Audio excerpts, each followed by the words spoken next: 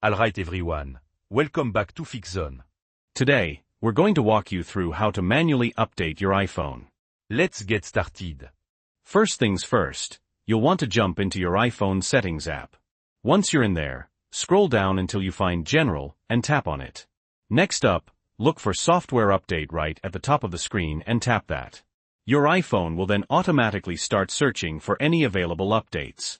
If there's an update ready to go, you'll see it pop up right on the screen, just like this one, iOS 17.6 in this example. If you just see your current iOS version displayed, that means your phone is already rocking the latest software. Now if you'd like your iPhone to update automatically in the future, tap on Automatic Updates at the top of the software update screen. Make sure that the iOS Updates toggle is switched on.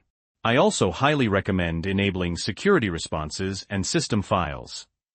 This will automatically install crucial security updates in the background, keeping your phone safe and sound. Once that's all set, head back to the previous screen. You'll see options to Update Now or Update Tonight. In this case, I'm going to choose Update Tonight.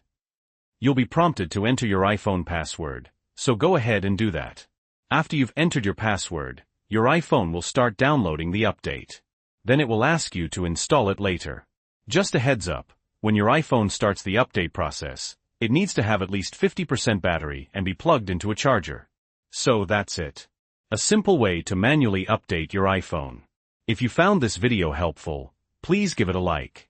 And if you have any questions or comments, drop them down below. Thanks for watching. Don't forget to subscribe to FixZone for more tech tips and tricks.